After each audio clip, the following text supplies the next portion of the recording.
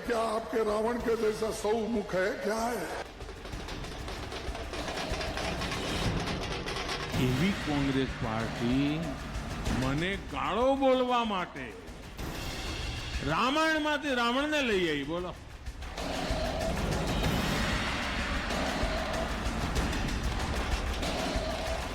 दो लोग 5 लोग प्रधानमंत्री की पूजा करते हैं और हिंदुस्तान का पूरा धन उनके हवाले कर दिया जाता है। इस मोदी के दौर में जीना है, इस आरएसएस के दौर में जीना है तो तौराम मचा दो।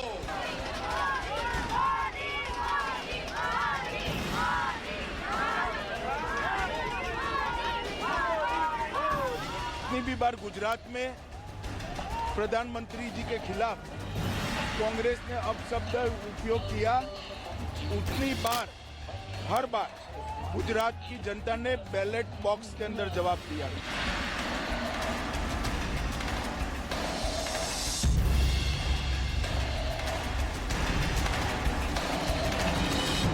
नमस्कार व्यूअर्स, मैं हूं अमीश देवगन और आप देख रहे हैं न्यूज 18 का विशेष कार्यक्रम आज साबरमती रिवर फ्रंट से।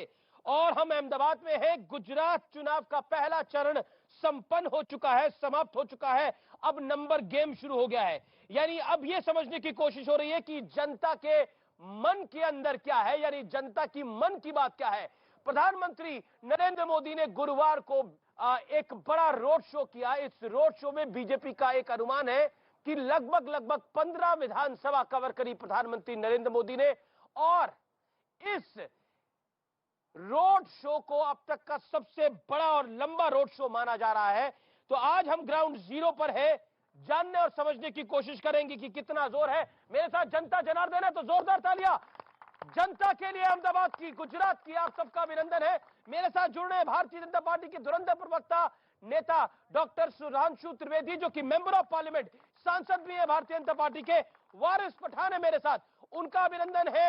AIMIM के वरिष्ठ नेता है, प्रवक्ता है। रोहन गुप्ता है, कांग्रेस पार्टी के नेता है, प्रवक्ता है, उनका अभिनंदन है। जोरदार तालियां तीनों के लिए। और इस चर्चा की शुरुआत मैं करता हूं। आज डॉक्टर सुधांशु त्रिवेदी, जब हम बात कर रहे हैं साबरमती रिवर फ्रंट पर, तो सीधा सवाल तो यह बनता है कि पहला दौर संपन्न हो चुका है, समाप्त हो चुका है। कांग्रेस कह रही है कि 27 साल बाद हम बीजेपी को हराकर वापसी करने जा रहे हैं, इस बार कांग्रेस की सरकार। देखिए, प्रथम चरण के चुनाव के समाप्त होने के बाद प्रधानमंत्री श्री नरेंद्र मोदी जी का जो रोड शो हुआ है अहमदाबाद में, उसमें जिस प्रकार का अपार जन समर्थन और जिस प्रकार का स्नेह गुजरात की जनता का दिखा, वो ये बताने को काफी है कि इस मुकाम का अंजाम क्या होने वाला है। वो दर्शा रहा है कि भारतीय जनता पार्टी पूर्व के सभी कीर्तिमानों को ध्वस्त करते हुए इस चुनाव में रिकॉर्ड तोड़ ऐतिहासिक जीत प्राप्त करने वाली है। जहां तक कांग्रेस पार्टी की बात है, वो अनेक बार ऐसा प्रयास कर चुके हैं, मगर विगत 27 वर्षों में गुजरात की जनता ने उन्हें मौका नहीं दिया है। और अगर उन्हें अपनी तथाकथित जीत पर थोड़ा भी विश्वास होता तो उनके सबसे युवा और सबसे व्याकुल नेता गुजरात छोड़कर दूर दूर की यात्रा करते हुए नहीं चल रहे होते। लेकिन वहां से वो एनर्जी ले रहे हैं, वो एनर्जी ले रहे हैं वहां से। साहब, वो एनर्जी ले रहे हैं या गुजरात की कांग्रेस की एनर्जी ले रहे हैं? भाई, उनके लिए तो मुझे वो गीत याद आता है कि मानो गुजरात के कांग्रेस के नेता उनसे कह रहे हो, ओ दूर के मुसाफिर हमको भी साथ ले ले रे, हम रह गए अकेले रे। जी जी रोहन भाई, मैं आपका रुख करता हूं। बीजेपी कह रही है कि कल 10 लाख लोगों ने प्रधानमंत्री मोदी के रोड शो में भाग लिया। मैं आपसे जानना चाह रहा हूं, मैं आपसे समझना चाह रहा हूं, क्या कहना चाहते हैं आप, बताइए, बोलिए बोलिए। बीजेपी का हाल है यहाँ पे जी, जो बौखलाहट इसीलिए दिख रही है कि ये रोड शो प्लान नहीं था अमीश भाई। ये उनकी मजबूरी थी कि ये रोड शो करना पड़ा, क्योंकि पांव तले की जमीन इनकी खिसक चुकी है। और जो राउंड 1 का कल वोटिंग का रिजल्ट आया है कि कितना परसेंटेज, 10% वोटिंग अर्बन जो वेस्टर्न कहा जाता है बीजेपी का, वहां कमी हुई है। और हमारे शायर महोदय ने जो कहा कि वो दूर के, उनको मैं बता दूं, वो दूर से उनका पावर ये है, 100 सुनार की एक लोहार की। भारत जोड़ो यात्रा का एक एजेंडा है कि भाई हम देश को जोड़ के रखना है। ये पहला चुनाव होगा अमीश भाई जहां पे इनका कम्युनल एजेंडा, हिंदू मुसलमान पाकिस्तान सब फ्लॉप हो गया। गुजरात की जनता ने इस बार सिर्फ अपने लिए वोटिंग की है। तो पब्लिक भी ताली बजा रही है आपके ऊपर। मैं सीधा रुख करता हूं, मेरे में सुधांशु आपके पास आऊंगा, लेकिन वारिस पठान से पहले एक राय ले लेता हूं। सबको पता है कि गोधरा की आवाम ने परसों के दिन किसको दौड़ाया। किसको नाम ले? आप घबरा रहे हैं क्या? गाली बक रहे थे। घबरा रहे हैं आप? अरे घबराहट की इस बात की, डर तो इन लोग को है। मजलिस इत्तेहादुल मुस्लिमीन में बोल डरने और दीजिए। घबराने वाले की बात नहीं है, देखिए जमात अमित नहीं भाई। है। डेयरिंग है, कल सुना गया वैसा तबियत से दिया है कि जिंदगी भर गुदला के आजू ये इमरान प्रतापगढ़ी की बात कर रहे हैं। जवाब ऐसा है, देखिए नाम नहीं देने से क्यों डर रहे हैं, फिर दे देते हैं ना, इतना जब बोल दिया तो। देखिए अमीश भाई ये भाई साहब आज यहाँ पे खड़े हैं, ये भाई साहब आज यहाँ पे खड़े हैं 13 सीट पे लड़ने वाले। इसका मतलब ये है कि भाजपा को मालूम है कि जमीनी हालत खस्ता है, इसीलिए यहाँ पे खड़े हैं, नहीं तो यहाँ पे खड़े नहीं होते। और दूसरा, जितना ABCD जितनी भी टीम लेके आए भाजपा, सबको लेके आए, इस बार कुछ नहीं होगा। ये बुरी तरह हारने वाले हैं, ये भाजपा को समर्थन करते रहे। इस बार इनका समर्थन जाओ भाजपा को हराओ, अपना मुख्यमंत्री बनो, ताकत नहीं है। हमको गालियां बकते हैं। सुनिए रोहन भाई, सुनिए 10 सेकंड सुनिए, डरने का नहीं, हमको गाली देते हैं। अरे गाली क्यों देते हो भाई? आओ गोली मार दो ना, वारिस पठान खड़ा हुआ है, मार दो गोली, ऐसा तो ओवैसी को। अरे कब तक हक की आवाज को आप रुकाओगे? कब तक हक की आवाज को आप दबाओगे? रोहन भाई, ये आवाज उठ चुकी है, बैठने वाली नहीं है। हक और लड़ाई की आवाज लड़ते रहेंगे जब तक जिंदा है, तुम्हारा मुकाबला करते रहेंगे। दोनों अरे हमारे लिए तो आप क्या एक ही है यार। हमारी लड़ाई हक की लड़ाई है, इंसाफ की लड़ाई है, बेइंसाफी के खिलाफ की लड़ाई है। अरे हमारा कसूर क्या अमीश भाई? हमारा कसूर क्या? अमीश भाई, एक करके सुधांशु त्रिवेदी भी। अमीश भाई, हमारा कसूर क्या है बताइए? हमारा कसूर इतना है ना कि हम बिल्किस बानो के बलात्कारी को चाहते हैं जेल में डाले। हमारा कसूर इतना है कि हम पॉलिटिकल एम्पावरमेंट चाहते हैं। हमारा कसूर इतना है कि हम भी चाहते हैं कि हमारा विधानसभा में पे हिस्सेदारी हो। हमारा कसूर इतना ही है कि हम जो मुसलमान, पिछड़ा हुआ वर्ग, दलित, आदिवासी की आवाज बन के आते हैं, यही हमारा कसूर है ना। अगर आपको हमारे कसूर से तकलीफ है, मार दो हमको गोली, लेकिन जब तक जिंदा रहेंगे, हक बयान करते रहेंगे, मजलूमों की, मुसलमानों की लड़ाई लड़ते रहेंगे। हवा यहाँ बहुत तेज चल रही है, मैं व्यूअर्स को बता दूं, थोड़ी हवा चल रही है। और मैं सुधांशु जी आपका रुख करता हूं और आपसे सवाल पूछता हूं, अगर विकास की बात इतनी है तो गृह मंत्री को यह क्यों कहना पड़ा कि 2002 में हमने उन्हें ऐसा सबक सिखाया कि वो हिंसा करना भूल गए और अब कर्फ्यू नहीं लगता है? ये क्यों कहना पड़ा? देखिए अमीश जी, पहले तो आपने कहा हवा चल रही है, बिल्कुल हवा चल रही, बहुत जोर से चल रही है और हमारी तरफ चल रही है, इसमें किसी को कोई संदेह नहीं रहना चाहिए। और उसका प्रमाण क्या था, इसका भी उत्तर दूंगा। अभी रोहन गुप्ता जी ने कहा कि जो रोड शो था मोदी जी का वो प्लान्ड नहीं था। जनाब, जब बगैर प्लान्ड के 50 किलोमीटर चलने में दसियों लाख लोग आ गए तो सोचिए जनता का क्या हमारी तरफ वो है। अरे जब रात है इतनी मत वाली तो सुबह का आलम क्या होगा। और ये बोले, अब बताइए 13 सीटें लड़ रहे हैं। आज तक जितने चुनाव हुए हैं पिछले कुछ वर्षों में, MIM ने विधानसभा चुनावों में 1.3% सीटें लड़ी हैं और कांग्रेस कहती है कि वो MIM की वजह से हार गई। अरे भाई 1.3% सीटों से कोई हार गए, अब ये 13 सीटें लड़के उनको लग रहा उनकी राजनीतिक तेरहवीं करवा देंगे, वो 13 सीटें लड़के 182 में। तो ये एक दूसरे के प्रति अपनी कमी बता रहे हैं। हाँ, जो गृहमंत्री जी को कहना पड़ा उसका कारण हवा तेज चल रहा है। अरे टोपी संभालो, उड़ जाएगा। तेज चल रहा है हवा, ये इनकी हालत खराब है। हवा में 13 ही लड़ रहे हैं। टोपी वाले नहीं है, टोपी डालते नहीं है, कोई डालना भी चाहे तो डालते नहीं है भैया। एक भी टिकट नहीं दिया बीजेपी ने।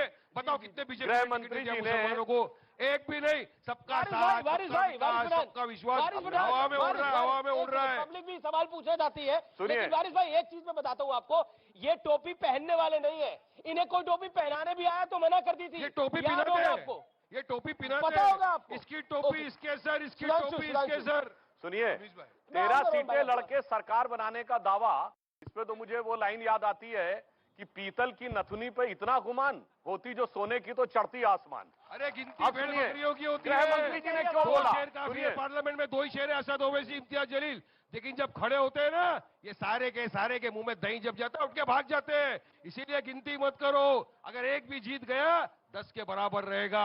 10 गूंगे बहरों से बेहतर है जीता के भेजो एक दिलेर शेर को, मर्द मुजाहिद को जाकर लड़े और आंखों में आकर डाल के सवाल करें। जलील जो है वो शेर है, कांग्रेस पार्टी में कौन शेर है भैया बताइए रोहन गुप्ता? देखिए हमारे लिए हमारी जनता ही शेर है। हम इतने अहंकार में शेर, गीदड़ ये सब अब इसमें हमने नहीं पढ़ते हैं। ये जानवरों का काम, इन दोनों को मुबारक। मुद्दा यहाँ पे ये हमारे शायर साहब है, मैंने भी सीखा है कि बात करते हैं कि मैं एक ही चीज कहूंगा, एक कहावत है 100 सोनार की एक लोहार की। वो ये मानने वाले राहुल गांधी जी 4 बार यहाँ पे आए, उन्होंने एक एजेंडा सेट किया कि यहाँ पे कम्युनल राजनीति नहीं चलेगी। उन्होंने 8 वचन दिए, जो 8 वचन को हम जनता के पास लेके गए। और मैं आपको ये पहले आप मेरे सवाल का जवाब दो ना, बीच में मत बोलिए प्लीज। आप मेरे बीच में बोले थे ना, मेरा आवाज तो आपसे भारी है ना, फिर मेरे बीच में नहीं बोलना, ठीक है? उनके लिए बोल रहा हूँ, डिफेंड कर बोलेंगे, मैं तो आपका नाम भी नहीं दे रहा हूँ, मैं तो उनके लिए बोल रहा हूँ। वारिस पठान ने सवाल पूछा, वारिस पठान ने बोला अब मैच हो रहा है अहमदाबाद के अंदर, अब राहुल गांधी खेल रहे हैं मध्य प्रदेश राजस्थान के अंदर। अब बताइए अगर वो खिलाड़ी मैदान से बाहर क्यों है? अगर जंग लड़नी है मैदान में लड़ना होगा। वारिस पठान मैदान में है ना, ओवैसी मैदान में है ना, सुधांशु त्रिवेदी मैदान में है ना, नरेंद्र मोदी मैदान में है ना, अमित शाह जगत प्रकाश नड्डा मैदान में है ना, रोहन गुप्ता मैदान में है ना, आपके नेता मैदान में क्यों नहीं है? ये सवाल पूछती है जनता। मैदान पूरा देश है, ये भारत माता की चुनाव कहाँ पर है? और यहाँ पे चुनाव, यहाँ पे तो मुद्दे कौन से आ रहे हैं? मुद्दे गुजरात के आ रहे हैं, मुद्दा मोरबी का आ रहा है। उठाइए आप गुजरात का मुद्दा। हम तो उठा रहे हैं ना। क्यों बीजेपी की मजबूरी है कि नेशनल इशू लेके आ रहे हैं? क्योंकि उनको मालूम है यहाँ पे मुद्दा बिल्किस बानो का क्यों उसके बलात्कारियों को बाहर रहना चाहिए, अंदर जाना चाहिए। आज मोरबी के सवाल का बेशर्मी की तरह, एक मिनट, बेशर्मी की तरह 40 दिन हो गए मोरबी के इशू पे, क्यों इनके मुंह में दही जमा हुआ है? मेरा सवाल है कि पूरा चुनाव निकल गया, राहुल जी का ना आना आपके लिए फायदेमंद रहा, हमने आपके लिए नुकसानदायक रहा? राहुल जी ने 4 सभा जो की है, ये सवाल सुधांशु से पूछना चाहिए। हमारे लिए क्या होगा वो आपको बताएगा। पहला राउंड का मतदान हो चुका है। राहुल जी ने जो ट्रेंड सेट किया है कि कम्युनल एजेंडा नहीं चलेगा, ठीक है सुधांशु भाई, के पहली बार ये इनकी बौखलाहट है, बीजेपी नहीं चल रहा इनका। करे कि जो राहुल जी ने ट्रेंड सेट किया वो ट्रेंड अब सब फॉलो कर रहे हैं और राहुल जी कहीं भी लड़े लेकिन बीजेपी हार रही है। मैंने राहुल गांधी ने जो ट्रेंड सेट किया, बिल्कुल देखिए, केरल में वो गए, सबसे पहले उससे मिले जिसने सड़क के ऊपर गाय काट के पार्टी दी थी।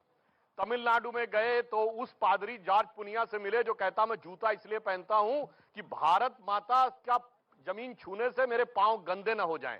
वहीं पे महाराष्ट्र में आए तो सावरकर जी के खिलाफ बोले। इतना ही नहीं, यात्रा में ये भी बोले कि गुजरात में एयरबस की फैक्ट्री क्यों चली गई? अरे भाई, ये भारत से जुड़ाव है या गुजरात से दुराव है? इसीलिए लोग कहते हैं पाले में आके खेलना, ये तो पाला छोड़ के खेल रहे हैं।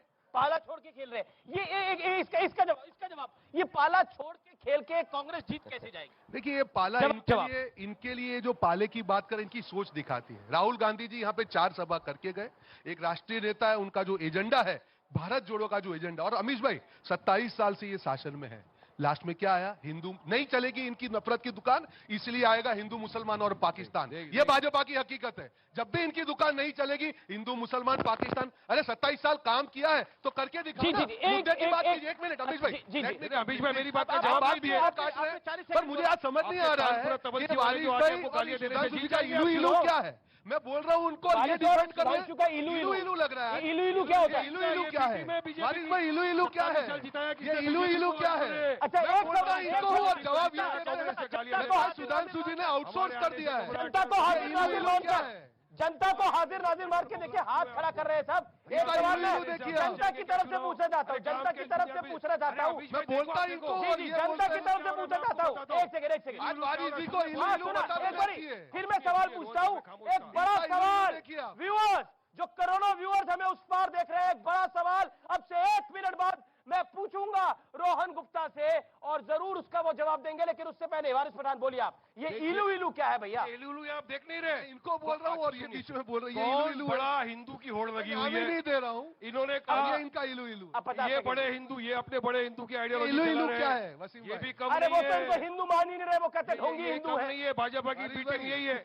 27 साल इन्होंने वोट लिया, भाजपा को जिता दिया जाके, आज सत्ता में बैठे और भाजपा देखिए किस तरह से कर रही है काम। एंटी मुस्लिम तो है ही, हिजाब पे तकलीफ, हर चीज पे तकलीफ, और अब तो कौन बड़ा हिंदू की होड़ लगा के रख दे। मोदी जी जाते हैं 15 लाख दीपक जलाते हैं, जब जलाइए दिवाली है, बनाइए त्योहार, लेकिन आप संविधान की शपथ लेके आए। 140 करोड़ जनता के आप प्रधानमंत्री है, वारिस पठान के भी आप प्रधानमंत्री है, वो अपना एजेंडा चला रहे। ये भी कम नहीं है, मंदिर घूम रहे चुनाव के पहले। हाँ, मुसलमानों के वोट तो चाहिए इनको, मगर काम कुछ नहीं करना। आज भी भारत देश का मुसलमान, अमीश भाई सवाल करता हूं, क्यों पिछड़ा हुआ वर्ग है, क्यों सोशल इकोनॉमिकली बैकवर्ड है? और 13 पे लड़ रहे हो, लड़ो ना और सीटों पे, आपकी असलियत दिखाओ। आप लड़ो और सीटों पे, क्यों 13 पे लड़ रहे हो? और सीट पे लड़के दिखाओ ना। हिंदू मुसलमान नहीं चलेगा गुजरात में, यहाँ सारे गुजराती हैं, 6.5 करोड़ गुजराती की बात करो, बंद करो अपना एजेंडा। इलू नहीं बहुत चलेगा सही इधर। कहा, बहुत सही अपनी कहा। दुकान लेके जाओ इधर से, नफरत की दुकान मत बहुत लगाओ। बहुत सही बोला आपने नहीं कि चलेगा। गुजरात में हिंदू मुसलमान नहीं चलेगा। लेकिन मेरे को आज जनता सवाल वोट नहीं पूछना देगी है, अब। गुजरात में हिंदू मुसलमान नहीं चलेगा तो चंदन ठाकुर ने ये क्यों कहा कि देश को कोई अगर बचा सकता है तो मुस्लिम समाज बचा सकता है, अगर कांग्रेस पार्टी को कोई बचा सकता है तो मुस्लिम समाज बचा यही सकता तो है। इलेक्शन आपके में- एक और विधायक बिल्कुल, परमार बिल्कुल। कहते हैं मैं मैं सुधांशु मुस्लिम जी की इलाकों में तरह नहीं हूं। डिस्पेंसरी खोलूंगा, मैं हिंदू सुधांशु इलाकों जी में की तरह- डिस्पेंसरी खोलने नहीं बिल्कुल, दूंगा। चुनाव के वो क्यों पहले बोला? मैं मानता हूं, देखिए इनको- सुनिए, मैं वो सुधांशु वोट जी की चाहिए तरह आपको। नहीं हूं। हम लोग बोलते हैं मैं बाबरी सुधांशु मस्जिद जी का की ताला तरह हमने नहीं हूं ना, तोड़ा। मैं इनकी तरह हूं। बाबरी मस्जिद मैं का गुजरातियों ताला में हमने सिर्फ तोड़ा, गुजराती की इनके बात मंत्री ने करूंगा। कहा है। 6.5 करोड़ इनको गुजराती की मंत्री बात ने करूंगा। कहा। मैं मोदी की बात करूंगा, मैं ड्रग्स कौभांड की बात करूंगा, पेपर लीक की की भी बात करेंगे, जहरीली शराब की बात गुजरात करूंगा, में 27 हिंदू साल के मुसलमान बाद नहीं विकास की चलेगा। बात करूंगा। एक सेकेंड, गुजरात में हिंदू मुसलमान नहीं चलेगा, लेकिन जब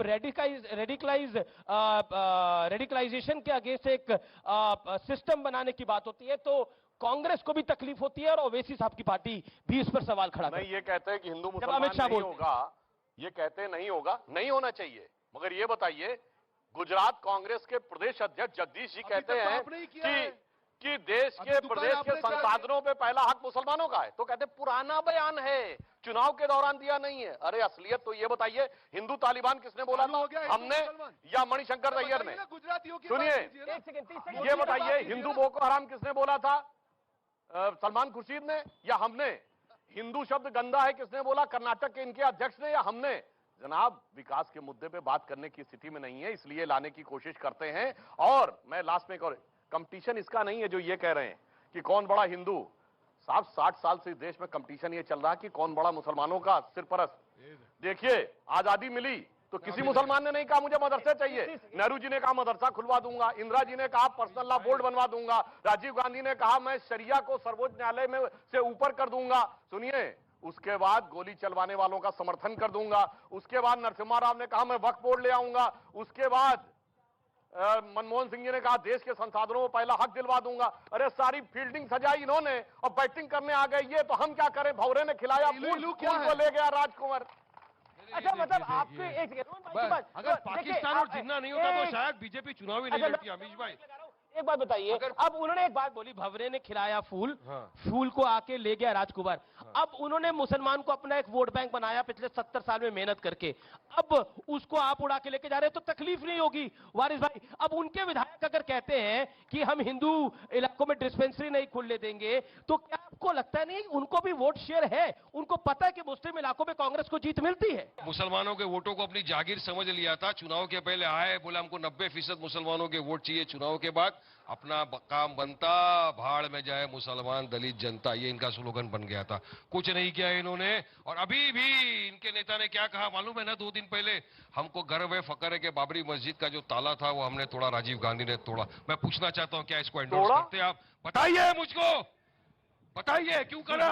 अरे हमारी बाबरी मस्जिद को शहीद कर दिया गया, आपने ताला तोड़ा और आप इसमें फखर करते हो। अब इसका जवाब देता नहीं और हमको गालियां बकते हो। हम अपनी बात करते हैं तो गालियां बकेंगे। हम बाबरी में सवाल उठाए तो हमको गाली, दादरी में सवाल उठाए तो गाली, ट्रिपल तलाक पे सवाल उठाए तो गाली, तो गाली, गोली मारो। अब आपने बोला, अब आपने बोला, अब देखिए, अब मेरे को रोहन आपसे एक जवाब लेना है। क्या आपको लगता है, असद ओवैसी ने बोला 27 साल से, जो सवाल मैंने बोला था व्यूअर्स, जो सवाल मैंने बोला था वो मैं रोहन भाई आपसे पूछा हूं, असद ओवैसी ने एक बात बोली जो कि एक जायज बात है कि 27 साल से नरेंद्र मोदी आपको चाय पिला पिला के हरा रहे हैं, और उन्हें लास्ट में एक लाइन बोली, वो भी मलाई डालकर, वो भी मलाई डाल के चाय पिला रहे हैं। ये जिता रहे हैं इनको।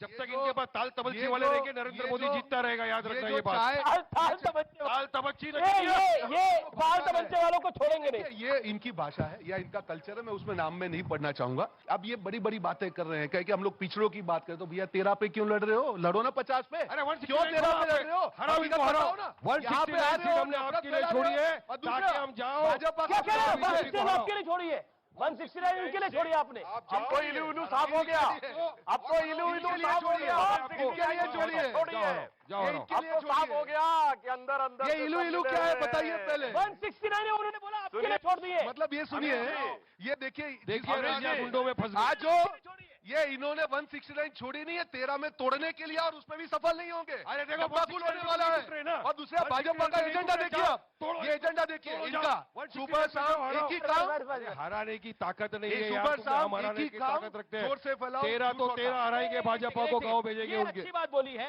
लेकिन कुछ सवाल पब्लिक के, आप अपने सवाल तैयार रखिए। इनको विकास दिखता नहीं, कहाँ खड़े हैं अभी? पीछे देखो अटल ब्रिज है, पीछे देखो एसवीपी दिखती है, वो इसको विकास बोलते हैं। ये लड़ने से विकास नहीं होता है। देखो पीछे, खाली घूम कर देखो। वो कह रहे हैं घूम के देखो। आप सब तीनों से निवेदन है, पब्लिक आप देखिए, घूम के देखो, घूम के घूम के देखो, देखो, विकास दिख रहा है। घूम के देखो, घूम के दिखेगा। देखो, इस बाजू घूम के देखो, उस बाजू घूम के देखो, पागल रिवर उस बाजू बोलिए, बोलिए। अखिलियतों की बस्ती है, आपको विकास दिखेगा, पानी दिखेगा, गटर दिखेगा, नाला दिखेगा, सब दिखेगा आपको उस तरफ। विकास वहाँ देखो विकास। हाँ, आगे पीछे सब जगह विकास है। पीछे देखो रिवर फ्रंट है, आगे देखो अटल ब्रिज है, एसपीपी हॉस्पिटल है, आप सब जगह विकास ही विकास है। अमित शाह को विकास नहीं दिखता, सिर्फ अब्दुल रशीद दिखता है। और मैं ये बीजेपी के सिद्धांशु ये उनसे पूछना चाहता हूँ, आपने सरकारी कॉलेज कितनी बनाई? सरकारी कॉलेज कितनी बनाई? बहुत अच्छा सवाल है आपका। अच्छा सवाल। अच्छा सवाल है। ओके। हाँ, बोलिए क्या? इसके पीछे भी एसवीपी हॉस्पिटल दिखती है, मगर एसवीपी हॉस्पिटल की हालत क्या है वो उनको ही पता है।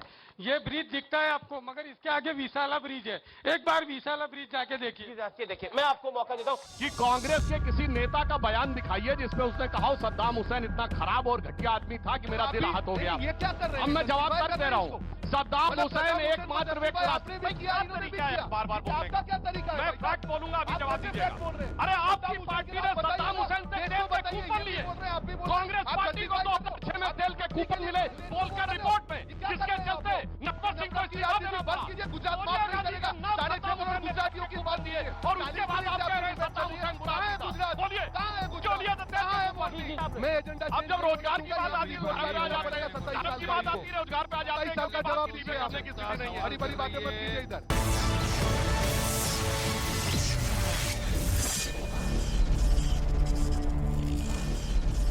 सवार की जान गई। दिल्ली के सदर बाजार में करीब 34 गाड़ियों में अचानक आग लगने से हड़कंप, कई गाड़ियां आग में जलकर राख हो गई।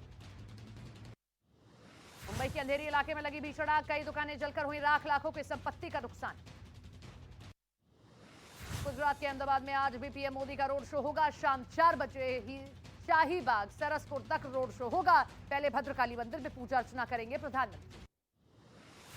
अहमदाबाद में कल हुए पीएम मोदी के रोड शो ने बनाया देश में सबसे बड़े और लंबे रोड शो का रिकॉर्ड। करीब 50 किलोमीटर लंबी रैली में 10 लाख से ज्यादा लोग उमड़े। गुजरात के महसाना में गृह मंत्री अमित शाह ने एक जनसभा को संबोधित किया। कांग्रेस और आम आदमी पार्टी पर साधा निशाना, जनसभा में भारी संख्या में भीड़ जुटी।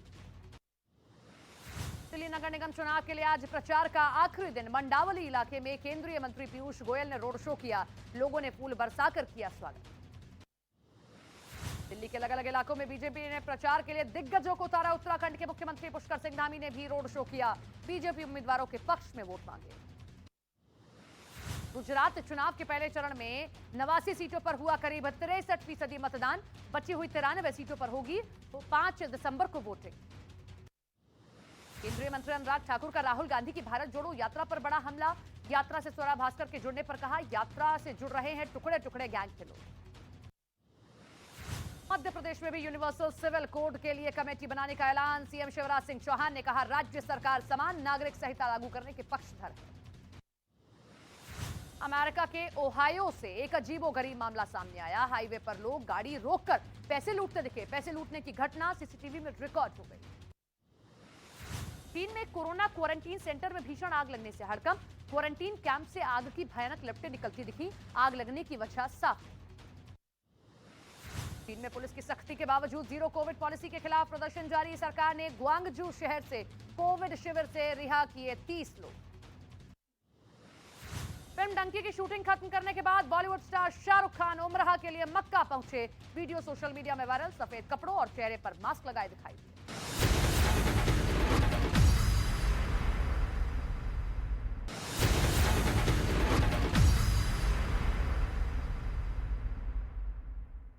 चलिए देश और दुनिया की तमाम खबरों के लिए अब देखते हैं धमाकेदार 50। मूसेवाला हत्याकांड में आरोपी गैंगस्टर गोल्डी बराड़ पर अमेरिका की कैलिफोर्निया में कसा गया शिकंजा। 20 नवंबर से हिरासत में लिए जाने का दावा। 2 बार पुलिस कर चुकी है पूछताछ। गैंगस्टर गोल्डी बराड़ को हिरासत में लिए जाने की खबरों पर पंजाब के सीएम भगवंत मान ने लगाई मुहर। कहा कैलिफोर्निया में गिरफ्तार गोल्डी को भारत लाने की है तैयारी। कैलिफोर्निया में गोल्डी बराड़ के पुलिस की गिरफ्त में आने पर मूसेवाला के पिता ने खुशी जाहिर की। जल्द गोल्डी बराड़ को देश में लाकर सख्त सजा देने की मांग। लुधियाना कोर्ट धमाका मामले में एनआईए को मिली बड़ी कामयाबी। आतंकी हरप्रीत सिंह दिल्ली एयरपोर्ट से गिरफ्तार। एनआईए ने उसके खिलाफ गैर जमानती वारंट जारी किया था। श्रद्धा मर्डर केस में आरोपी आफ्ताब का तिहाड़ जेल में पोस्ट नार्को टेस्ट जारी। फॉरेंसिक साइंस लैब के 4 सदस्य और जांच अधिकारी जेल में कर रहे हैं सवाल जवाब। श्रद्धा मर्डर के आरोपी आफ्ताब तिहाड़ जेल में खेलता है शतरंज। सूत्रों के हवाले से खबर, शतरंज पर अकेले बिसात बिछाकर घंटों खेलता रहता है आफ्ताब। श्रद्धा का मोबाइल फोन भाईंदर की खाड़ी में फेंकने से पहले आफ्ताब ने की थी पूरे इलाके की रेकी। वसई पुलिस के सूत्रों के हवाले से खबर। जेल अधिकारी के कहने पर सत्येंद्र जैन को मिली थी वीवीआईपी ट्रीटमेंट। जांच समिति की रिपोर्ट में आया सामने 5 कैदियों पर दबाव डालने की मिली थी जानकारी। समाजवादी पार्टी के फरार विधायक इरफान सोलंकी का कानपुर कमिश्नर के दफ्तर में सरेंडर। कोर्ट ने जारी किया था गैर जमानती वारंट। समाजवादी पार्टी के नेता आजम खान पर एक और मुकदमा दर्ज। रैली में महिलाओं पर विवादास्पद बयान देने। तो पहले चरण के चुनाव प्रचार के बाद और वोटिंग के बाद अब देखिए किस तरह से गुजरात विधानसभा के दूसरे चरण, जो कि 5 दिसंबर को वोटिंग होगी गुजरात विधानसभा की, उसके लिए प्रधानमंत्री नरेंद्र मोदी के रोड शो की ये सीधी तस्वीरें आपके सामने मौजूद है। और कल जिस तरह से 50 किलोमीटर लंबा रोड शो करके प्रधानमंत्री नरेंद्र मोदी ने एक रिकॉर्ड कायम किया, उसके बाद आज की ये तस्वीरें आपके सामने है, क्योंकि अब दूसरे चरण में कई ऐसी खास सीटें हैं जिन पर वोटिंग 5 दिसंबर को होने जा रही है।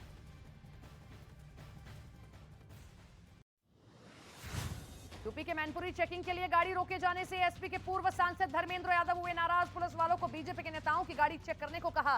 पुलिस वालों के साथ कहा सुनी का वीडियो वायरल। मुंबई में बकाया वेतन मांगने पर दुकान मालिक ने किया कर्मचारी पर हमला। पुलिस ने कर्मचारी की शिकायत पर 2 लोगों को हिरासत में लिया। यूपी के देवरिया में कार्यक्रम में आदमी अवैध तमंचे के साथ डांस करता नजर आया। डांस का वीडियो वायरल होने के बाद पुलिस आरोपी की तलाश में जुट गई है। मध्य प्रदेश के सतना में मोटरसाइकिल सवार बदमाशों ने शराब की दुकान पर की फायरिंग। किसी के हताहत होने की खबर नहीं। घटना दुकान में लगे सीसीटीवी कैमरे में रिकॉर्ड हुई है। यूपी के बरेली में पुलिस और बदमाश के बीच मुठभेड़। कुख्यात बदमाश अहमद के पैर पर गोली लगने से घायल। आरोपी के पास से पिस्तौल और कारतूस बरामद। यूपी के लखीमपुर में पुलिस और बदमाश के बीच मुठभेड़। जवाबी कार्रवाई में बदमाश घायल। 2 दर्जन से ज्यादा मुकदमे में तलाश जारी। के कन्नौज में मुठभेड़ के दौरान मां और बेटी की हत्या का आरोपी गिरफ्तार। पुलिस टीम पर फायरिंग के दौरान पकड़ा गया। पुलिस की गोली लगने से आरोपी घायल। पंजाब के तरनतारन में एक बार फिर से एक ड्रोन को मार गिराया गया। बीएसएफ के मुताबिक इस ड्रोन से 5 किलो हेरोइन बरामद हुई है। पटना के पालीगंज में आबकारी विभाग की हिरासत में कुछ लोगों ने शराब पार्टी की। पुलिस ने इस मामले में 2 आबकारी पुलिसकर्मी समेत 7 लोगों को गिरफ्तार किया है। मध्य प्रदेश के रीवा में मोटरसाइकिल सवार बदमाशों ने एक महिला के गले की चेन की झपटी। पूरी वारदात वहां लगी सीसीटीवी कैमरे में रिकॉर्ड हो गई। बदमाशों की तलाश में जुटी हुई है पुलिस। आजमगढ़ में एक लड़के ने की लड़की पर चाकू से हमला। लड़की की मौके पर मौत। खुद भी चाकू मारकर खुद को किया घायल। अस्पताल में भर्ती। पुलिस जांच में जुटी हुई है। हिमाचल प्रदेश में ऊना में एक सरकारी स्कूल के प्रिंसिपल पर छात्रों की बेरहमी से पिटाई का आरोप। गंभीर हालत में एक छात्र अस्पताल में भर्ती। पुलिस ने मामले की जांच शुरू की। जयपुर में 2 करोड़ के इंश्योरेंस के लिए डबल मर्डर। आरोपी ने पत्नी और उसके भाई को मौत के घाट उतारा। 10 लाख की सुपारी देकर करवाया एक्सीडेंट। यूपी के कुशीनगर में लड़की से मिलने गए लड़के की खंबे से बांधकर पिटाई। गांव वालों ने लड़के की पिटाई का वीडियो बनाकर वायरल किया। उत्तराखंड के नैनीताल में 2 पक्षों में जमकर मारपीट हुई। क्रिकेट के बैट से लड़के ने पड़ोसी की जमकर धुनाई की। कोतवाली के पास मारपीट के बीच बचाव नहीं करने पहुंची पुलिस। यूपी के श्रावस्ती में फसल चोरी के शक में एक आदमी की जमकर पिटाई की गई। आरोपी ने दवाई खरीदने के लिए चोरी की बात कबूली। पुलिस ने आरोपी को किया गिरफ्तार। यूपी के उन्नाव में डीजे से लदी गाड़ी चोरी। पूरी घटना पास के लगे सीसीटीवी में रिकॉर्ड हुई। चोर गाड़ी को ले जाते दिखाई दिए। फुटेज के आधार पर पुलिस चोरों की तलाश कर रही है। महाराष्ट्र के पुणे में तेंदुए और कुत्ते के बीच जबरदस्त लड़ाई का वीडियो आया सामने। तेंदुआ कुत्ते पर जोरदार हमला करता दिखा। मकान में लगे सीसीटीवी कैमरे में रिकॉर्ड। मध्य प्रदेश के सिवनी में सड़क पर बाघ दिखने से हड़कंप। वहां से गुजर रहे राहगीरों ने वीडियो बनाकर वायरल किया। झारखंड के धनबाद में एक पालतू कुत्ते का जन्मदिन मनाया गया। करीब 300 लोगों को बर्थडे कार्ड भेजकर आमंत्रित किया गया। केक काटने के बाद लोगों को खाना भी खिलाया गया। राजस्थान के जोधपुर में तेज रफ्तार गाड़ी ने कार को पीछे से मारी टक्कर। बेकाबू कार सड़क पर कई बार घूमी। हादसे में 2 लोग घायल हुए। यूपी के सहारनपुर में तेज रफ्तार कार डिवाइडर से जा टकराई। हादसे में स्कूटर सवार बुरी तरह घायल, अस्पताल में भर्ती। पूरी घटना सीसीटीवी में रिकॉर्ड हुई। राजस्थान के जोधपुर में बेकाबू ट्रक से टक्कर के बाद कार में लगी भीषण आग। टक्कर के बाद कार खाई में गिरी। आग की लपटों में जलकर कार सवार की जान गई। दिल्ली के सदर बाजार में करीब 34 गाड़ियों में अचानक आग लगने से हड़कंप। कई गाड़ियां आग में जलकर राख हो गई। मुंबई के अंधेरी इलाके में लगी भीषण आग। कई दुकानें जलकर हुई राख। लाखों की संपत्ति का नुकसान। गुजरात के अहमदाबाद में आज भी पीएम मोदी का रोड शो होगा। शाम 4 बजे ही शाहीबाग सरसपुर तक रोड शो होगा। पहले भद्रकाली मंदिर में पूजा अर्चना करेंगे प्रधानमंत्री। अहमदाबाद में कल हुए पीएम मोदी के रोड शो ने बनाया देश में सबसे बड़े और लंबे रोड शो का रिकॉर्ड। करीब 50 किलोमीटर लंबी रैली में 10 लाख से ज्यादा लोग उमड़े। गुजरात के महसाना में गृह मंत्री अमित शाह ने एक जनसभा को संबोधित किया। कांग्रेस और आम आदमी पार्टी पर साधा निशाना। जनसभा में भारी संख्या में भीड़ जुटी। दिल्ली नगर निगम चुनाव के लिए आज प्रचार का आखिरी दिन। मंडावली इलाके में केंद्रीय मंत्री पीयूष गोयल ने रोड शो किया। लोगों ने फूल बरसाकर किया स्वागत। दिल्ली के अलग अलग इलाकों में बीजेपी ने प्रचार के लिए दिग्गजों को उतारा। उत्तराखंड के मुख्यमंत्री पुष्कर सिंह धामी ने भी रोड शो किया। बीजेपी उम्मीदवारों के पक्ष में वोट मांगे। गुजरात चुनाव के पहले चरण में 89 सीटों पर हुआ करीब 63% मतदान। बची हुई 93 सीटों पर होगी तो 5 दिसंबर को वोटिंग। केंद्रीय मंत्री अनुराग ठाकुर का राहुल गांधी की भारत जोड़ो यात्रा पर बड़ा हमला। यात्रा से स्वरा भास्कर के जुड़ने पर कहा, यात्रा से जुड़ रहे हैं टुकड़े टुकड़े गैंग के लोग। मध्य प्रदेश में भी यूनिवर्सल सिविल कोड के लिए कमेटी बनाने का ऐलान। सीएम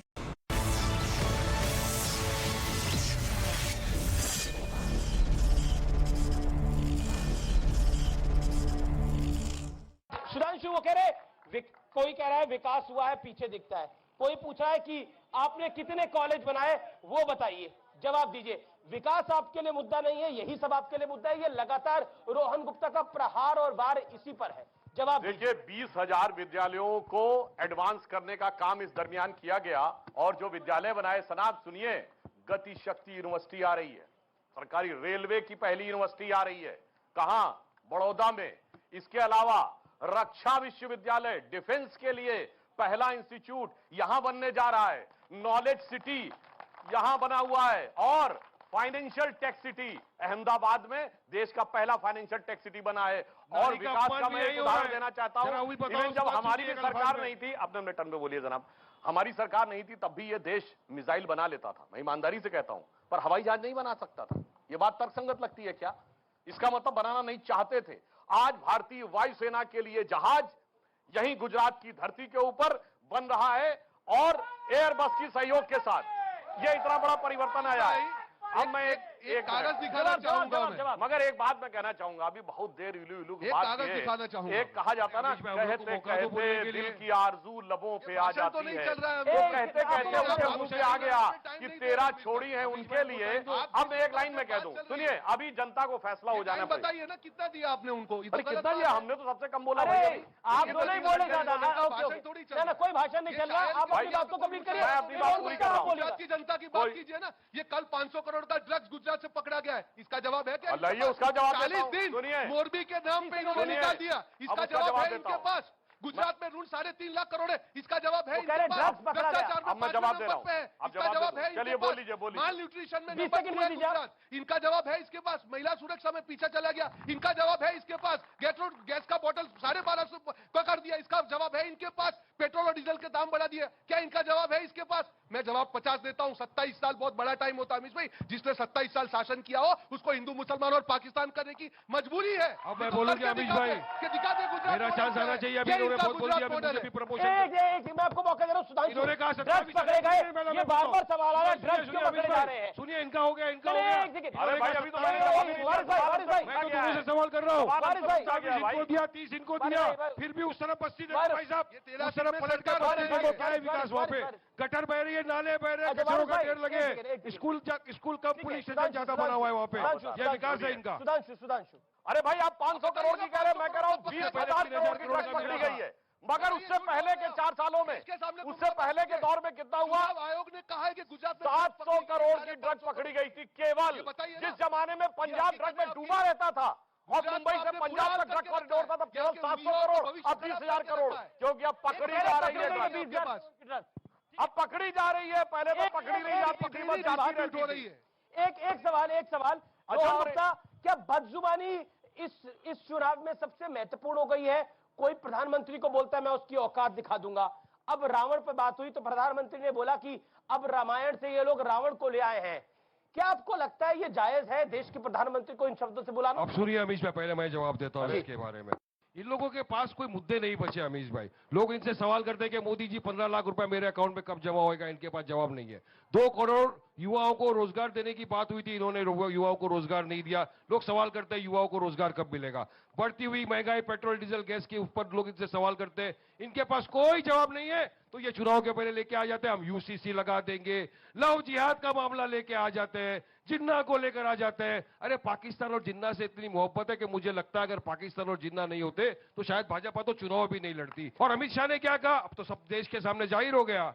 रेडिकलाइजेशन की जो बात की और हमने कहा कि अब हमने वो सब खत्म कर दिया 2002 से, मतलब उन्हें कबूल किया कि ये स्टेट स्पॉन्सर्ड राइट और जेनोसाइड था। ये अमित शाह ने कबूल किया। और रेडिकलाइजेशन कानून किस पे? बलात्कारी पे। उनको किसने रेडिकलाइज किया? जिन्होंने हमारे सदर बैरिस्टर असदुद्दीन ओवैसी पे गोली चलाई थी जान से मारने के लिए। बताइए। मेरा निवेदन है एक एक करके सुन लीजिए। सुधांशु जी देखिए, ये कहते हैं कि इनको मुद्दे की बात करनी चाहिए। जिस पार्टी का नाम ही है मजलिसे इत्तिहादुल मुसलमीन।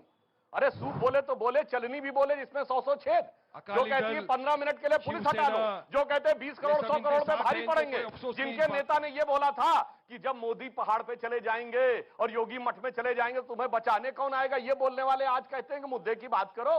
जनाब मैं ये बात बताना चाहता हूँ, बहिष्कार करो। आपके मेंबर ऑफ पार्लियामेंट ने कहा, बहुत अच्छी बात कही थी, संविधान की शपथ लेकर मेंबर ऑफ पार्लियामेंट बने। एक एक करके सुधांशु। कि कांग्रेस के किसी नेता का बयान दिखाइए जिसमें उसने कहा हो सद्दाम हुसैन इतना खराब और घटिया आदमी था कि मेरा दिल आहत हो गया। ये क्या कर रहे हैं? अब मैं जवाब कर दे रहा हूँ। सद्दाम हुसैन एकमात्र व्यक्ति आपने भी किया, इन्होंने भी किया। बार बार बोलने आपका क्या तरीका है? मैं फैक्ट बोलूंगा, अभी जवाब दीजिएगा। अरे आपकी पार्टी ने सद्दाम हुसैन से तेल के कूपन लिए। कांग्रेस पार्टी को 2006 में तेल के कूपन मिले बोलकर रिपोर्ट में, जिसके चलते नटवर सिंह को इस्तीफा देना पड़ा। गुजरात माफ नहीं करेगा। 6.5 करोड़ गुजरातियों की बात दिए और उसके बाद आप कह रहे हैं सद्दाम हुसैन बुरा आदमी था। बोलिए कहाँ है क्यों लिया देते हैं? मैं एजेंडा अब जब रोजगार की बात आती है की बात आती है, रोजगार पे आ जाते हैं। का जवाब बड़ी बड़ी बातें मत कीजिए इधर। रोजगार पे, डेवलपमेंट पे, विकास पे आपने देखा, लेकिन ये दोनों जन इलू करते आ रहे हैं। नूरा कुश्ती चालू है, मेन मुद्दों से ध्यान भटका के सद्दाम हुसैन पे चले गए। क्यों मेन मुद्दों की बात नहीं करते? क्यों सवाल का जवाब नहीं देते जो जनता कर रही है यहाँ भी खड़े रहकर? क्यों बात नहीं करते अस्पताल की? क्यों बात नहीं करते स्कूल की? क्यों बात नहीं करते अच्छी सड़कों की, अच्छे रास्तों की? विकास में जनता के पीछे दिखाना चाहता हूँ, उस तरफ चलिए चाचा मेरे साथ। अरे कचरों के अंबाड़ पड़े हुए हैं, ढेर लगे हुए हैं, पानी नहीं है। क्यों पता है? क्यों पता है अमीश भाई? क्योंकि अखिलियतों की बस्ती है, ये बेचारे दलित गरीब मुसलमानों की बस्ती है, इसलिए वहाँ कोई विकास नहीं है। इस तरह मोदी के दोस्त लोग यहाँ विकास है। यहाँ विकास नहीं हुआ, बाकी लोगों का विकास हो गया। सिलेक्टिव विकास है गुजरात का। जवाब इस बात के ऊपर। दुनिया में मोबाइल बनाने वाली सबसे बड़ी कंपनी सैमसंग का 18 दुनिया की सबसे बड़ी फैक्ट्री यहाँ पे है। अगर इस समय हवाई जहाज बनाने की फैक्ट्री यहाँ लगी है, रोजगार नहीं हो रहा क्या? भूता के रोजगार बना रहे क्या? एक सवाल रोहन, अगर विकास इतना कमजोर हो रहा है, कुछ भारतीय जनता पार्टी की सरकार नहीं कर पा रही, तो पिछले 32 साल से कांग्रेस सत्ता से बाहर क्यों है? जी, मुझे अंधभक्तों के आकलन से कोई मतलब नहीं है। मुझे मेरे गुजराती भाइयों बहनों पे भरोसा है। 6.5 करोड़ गुजरातियों के मुद्दे पे भरोसा है।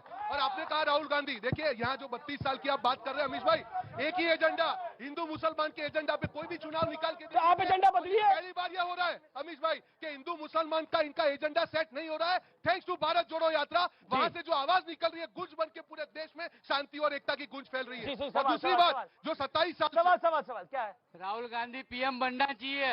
राहुल गांधी पीएम बनने चाहिए। राहुल गांधी पीएम बनाने की बात कर रहे हैं। राहुल जी सुनिए, मैं अभी गुजरात की बात करूंगा। देखिए अमित भाई, पीएम पे आपको भी कॉन्फिडेंस नहीं है। राहुल गांधी खड़गे जी बोलो। सुनिए ना, सुनिए, उन्होंने कहा था कि महिलाओं को शिक्षा फ्री देंगे 5 साल पहले, आज 5 साल के बाद वो वादन पूरा नहीं हुआ। कहा था इंटरनेशनल यूनिवर्सिटी बनाएंगे, इंटरनल हॉस्पिटल्स बनाएंगे, इंटरनेशनल। क्या हुआ? शिक्षा के इंस्टीट्यूट। एक भी वादा जो लोग 5 साल पहले पूरा नहीं कर पाए अमित भाई, उनकी मजबूरी है कि उनको हिंदू मुसलमान और पाकिस्तान करना मजबूरी है उनकी, और इसीलिए विकास हो गया। बिल्किस बानो इस देश की नारी है, मुसलमान है, भूल जाइए 2 मिनट के लिए। उसका बलात्कार हुआ, 6 महीना प्रेग्नेंट थी। उसके जो 11 बलात्कारी थे उनको 15 अगस्त 2022 के दिन, जिस दिन मोदी जी नारी सम्मान की बात करते, गुजरात में सरकार ने उनको छोड़ दिया। मेरा सिंपल सवाल है, क्या उनके बलात्कारियों की जगह खुली फिजाओं में, जेल की सलाखों के पीछे? दोनों बातों का जवाब देता हूं। आपने कहा बिल्किस बानो के साथ जिन लोगों ने किया वो दुखद दर्दनाक था, 14 साल की जेल काट के आए। अरे इमराना के बलात्कारी के साथ क्या हुआ कि फतवा जारी हो गया कि उसके ससुर ने उसके साथ बलात्कार किया, तो वो अपने ससुर की पत्नी और पति की मां हो गई, और उसके बाद उस फतवे वाले के साथ खड़े थे। इमराना से कोई हमदर्दी नहीं है, इमराना भी तो उसी समुदाय की थी। बोलो भाई, बोलो भाई, इमराना के साथ क्या हुआ? सवाल भारत की जिस भी नारी के साथ अगर दुर्घटना हुई है तो सवाल पूछे जा रहे हैं। करता है। मगर आप बताइए मुझे, क्या इसको बाहर रहने का अधिकार है, उनको जेल में डालना चाहिए? तक नहीं आया, सजा होना तो आप इधर आइए, आप इधर आइए, आप इधर आइए। मैं कांग्रेस के प्रवक्ता से पूछना चाहता हूं कि 1975 1980 84 में हिंदू मुस्लिम किसने करवाया था? वो माधवती सोलंकी, वो चिमन पटेल है, उसे कांग्रेस जिम्मेदार है इसके लिए। जवाब। तूफानी बच्चा होता है उसको मॉनिटर बनाओ। और एक सवाल कर लो, और यही हिंदू मुसलमान के कारण आज भाजपा नहीं चलेगा। माधव सिंह सोलंकी ने, वो माधव सिंह सोलंकी वाला सवाल पूछ रहे हैं। देखिए कहावत है कि अगर तूफानी बच्चे को क्लास का मॉनिटर बना दो तो शांति हो जाती है। तो ये मॉनिटर जो तूफान करने वाले वो अगर सत्ता में तो कहां से होगा? ये इनकी मजबूरी है। आज कमल कब खिलता है? जब कीचड़ फैलता है तभी कमल खिलता है। और ये जो कीचड़ अब फैला है, इस बार गुजरात की जनता ने तय किया है कि इस कीचड़ को हटा के रहेंगे, हिंदू मुसलमान नहीं होने देंगे, और गुजरात के मुद्दों पे चुनाव होगा। इस देश में जिन दंगों में 50 से अधिक लोगों की मृत्यु हुई, वो बड़े दंगे माने जाते हैं। ऐसे करीब 21-22 दंगे हुए, जिसमें से एक हुआ गुजरात का, एक हुआ गुजरात का। आपके शासन में होते थे ना? सुनिए, एक हुआ हमारे दौरे हुकूमत में, 21 हुए आपके ज़माने में। 50 के ऊपर एक है सेकुलर दंगा, 21 है सेकुलर दंगे। ये बताइए, एक भी 84 का भिवंडी, 87 का मेरठ, 93 का मुंबई, नफरत की राजनीति 13 का मुजफ्फरनगर, आपकी न्यू में नफरत है, आपकी न्यू में नफरत। बाद में हुए दंगे 6 महीने के पहले दिखा। अच्छा, 100 बातों की बात। आपकी न्यू में नफरत है। खेड़ा में तो बच्चों को रस्ते के ऊपर खंभों से पकड़ के मारा है लोगों ने। पुलिस प्रशासन का ये लोग मानते कि सब लेके जाना चाहिए कोर्ट में। आप रस्तों के ऊपर इंस्टेंट जस्टिस देते हो, कानून प्रशासन टोटल फेल कर दिया आपने। विकास के ऊपर आपने जीरो कर दिया। अरे कोई विकास की भी कभी बात कर लिया करो। आप बैठिए, आपका सवाल। जनता को विकास भी चाहिए। मेडिकल कॉलेज गुजरात में कितनी आ रहे हैं? सुधांशु जी आपको ठीक है। अरे मेडिकल पार्टी का नाम बताइए, कॉलेज, इस पार्टी का नाम बताइए, बोलिए नाम बोलिए। अरे मेरे पे सवाल नहीं, सवाल पे चलिए। मेरे तो पार्टी का मुझे फकर है। बोलिए। ऑल इंडिया मजलिस से इत्तेहादुल नाम है मजलिस से इत्तेहादुल मुसलमीन। लिया है मुसलमानों की पार्टी, और कहते बात करो। बोलो भाई, पार्टी का नाम बोलिए, और आप कहिए कि मुझे इस नाम की पार्टी नहीं चाहिए। इधर आइए, सवाल। इस नाम की पार्टी नहीं चाहिए। आपका हुआ सवाल। ओके, बताइए ना। आप अकाली दल मीडिया से बात नहीं करता, मोहब्बत करके निकाह भी कर लिया था, बाद में तलाक हो गया आपका। आपको मैं मौका देता हूं। आजकल इनके साथ है। हाँ, ये तो उनके साथ ही है, इनके साथ में रहते हैं। शिवसेना के साथ इनका निकाह हो गया, तलाक हो गया। एक सेकंड, बिल्कुल आखिरी दौर की बात है। मैं एक सवाल पूछता हूँ आपसे, एक सवाल मैं आपसे पूछता हूँ, मैं आपसे सवाल पूछता हूँ, एक सवाल आपसे पूछता हूँ। वारिस पठान, क्या आपको लगता है ये जो पॉलिटिक्स ऑफ कन्वीनियंस है, ये दोनों तरफ से, हर तरफ से है?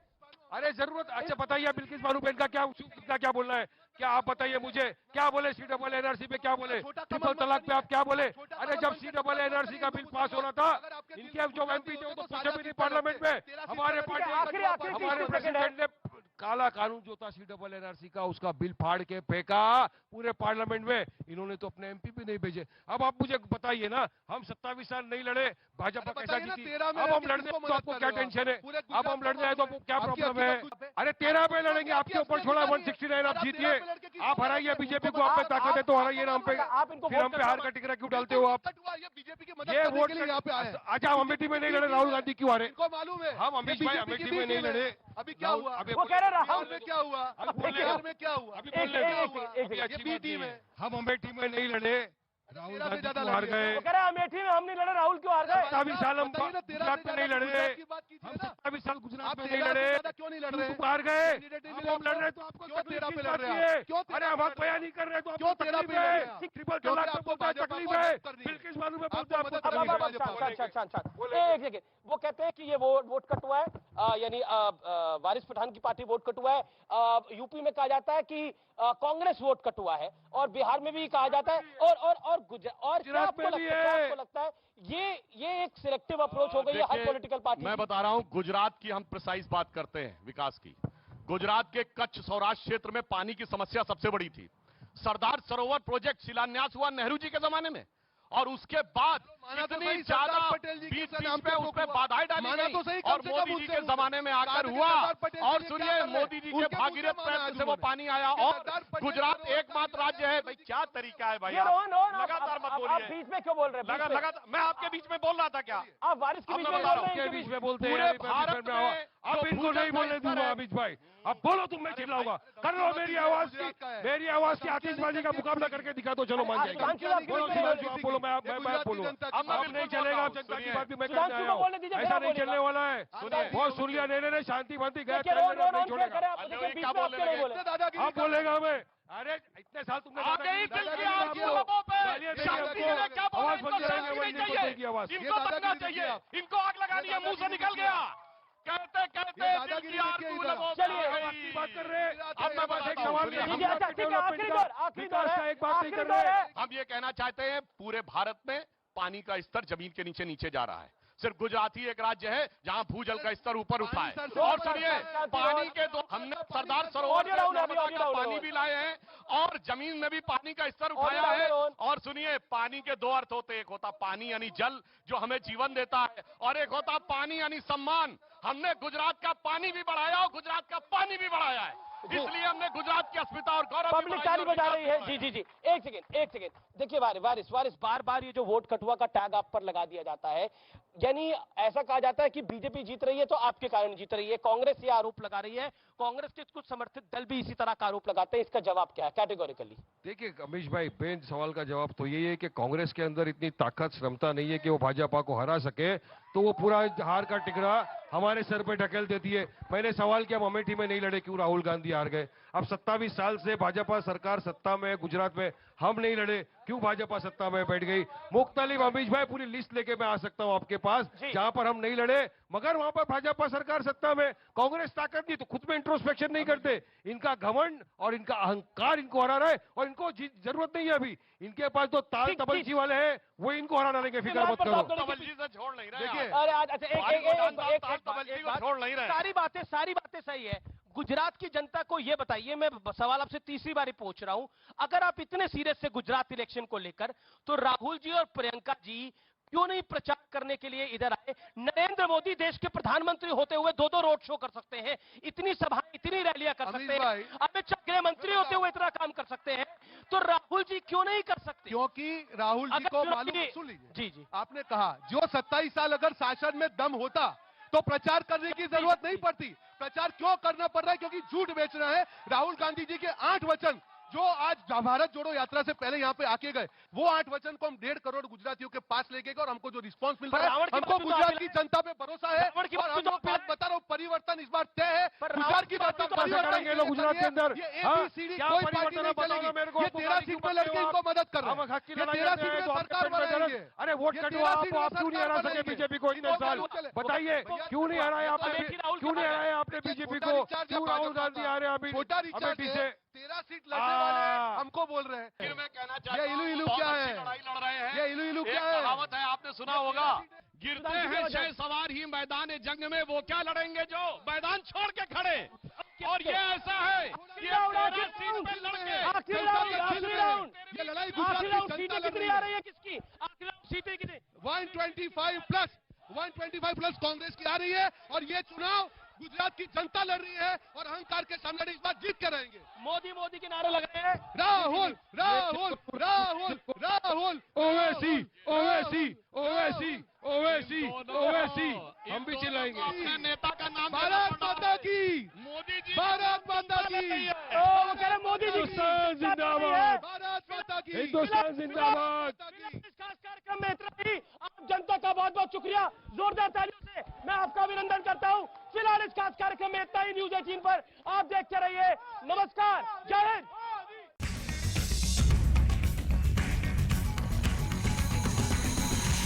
मेरे साथ बात करने के लिए इस समय मौजूद हैं पूर्व केंद्रीय मंत्री और भारतीय जनता पार्टी के वरिष्ठ नेता रविशंकर प्रसाद। रवि जी, आपका अभिनंदन है न्यूज़ 18 पर। मेरा सवाल बहुत सीधा है।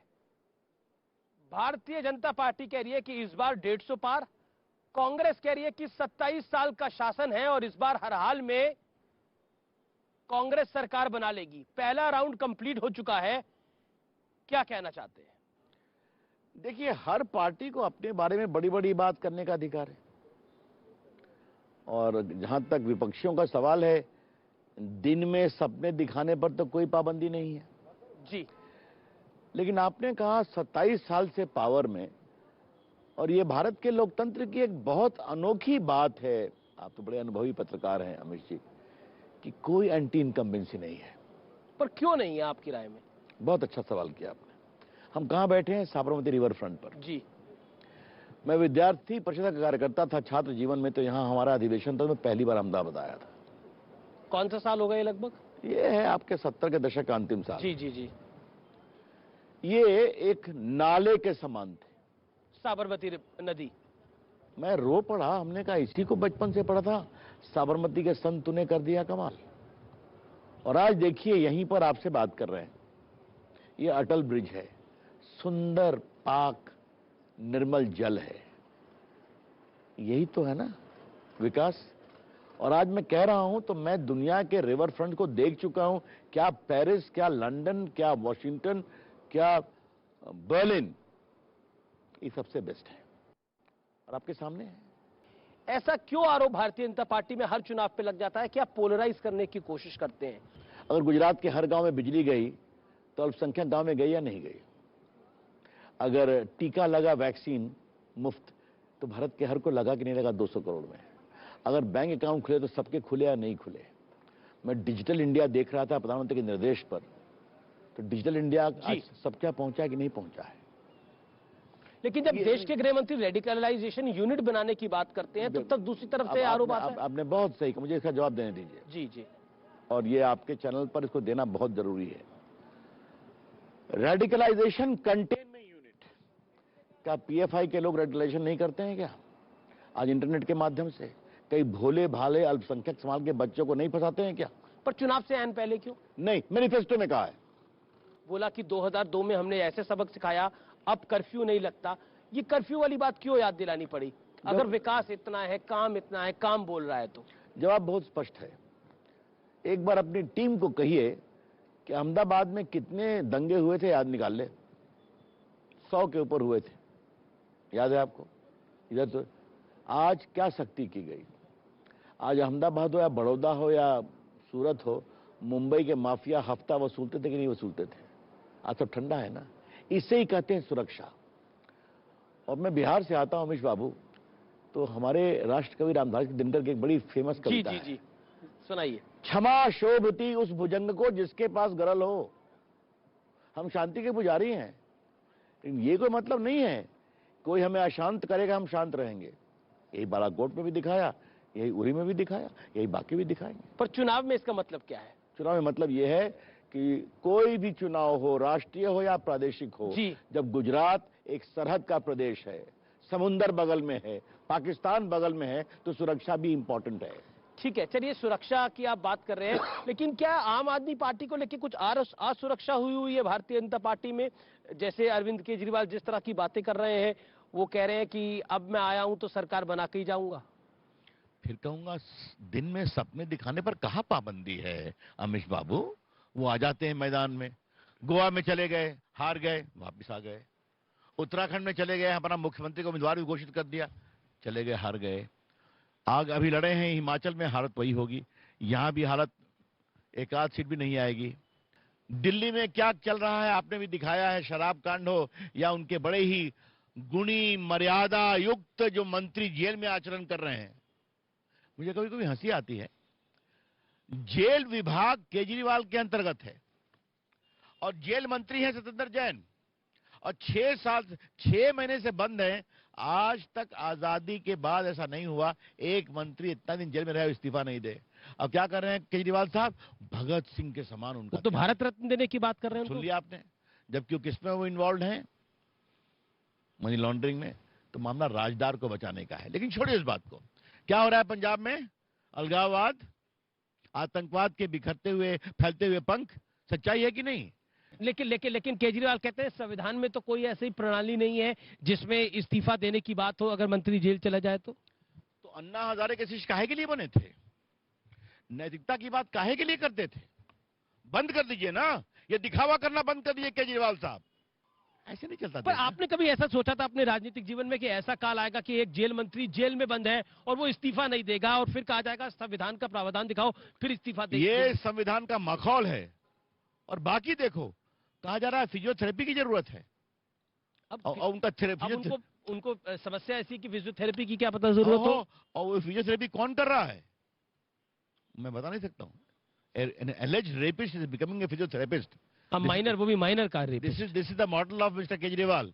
कम ऑन, देखिए फिर कहता हूं, एक लोकतंत्र अमीश बाबू लोक लाज से चलता है। ये आपने लोक लाज की बात करी तो शब्दों की मर्यादा की भी बात होनी चाहिए। मल्लिकार्जुन खड़गे ने प्रधानमंत्री को रावण से प्रधानमंत्री की तुलना करी, जिस पर राजनाथ सिंह और गृह मंत्री अमित शाह ने भी अपनी प्रतिक्रिया दी। प्रधानमंत्री ने खुद बोला कि अब रामायण से रावण को ले आए हैं ये लोग मुझे गाली देने के लिए, मेरे को गाली देने में कोई कोर कसर नहीं छोड़ते।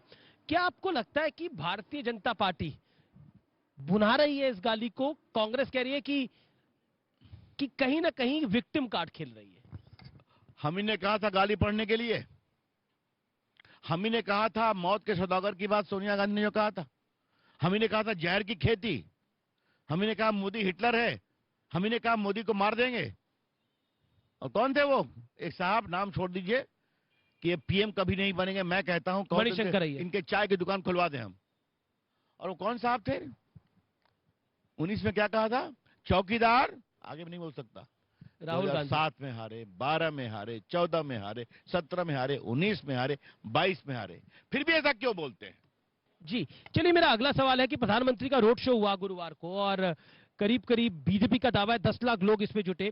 कांग्रेस पार्टी कह रही है कि ये सब कुछ दिखावा है, मेहनत इसलिए करनी पड़ रही है क्योंकि चुनाव हार रही है भारतीय जनता पार्टी, इसलिए इतनी मेहनत करनी पड़ रही है। राहुल जी तो वहां भारत जोड़ो यात्रा में मार्शल आर्ट से एनर्जी ट्रांसफर सिखा रहे हैं।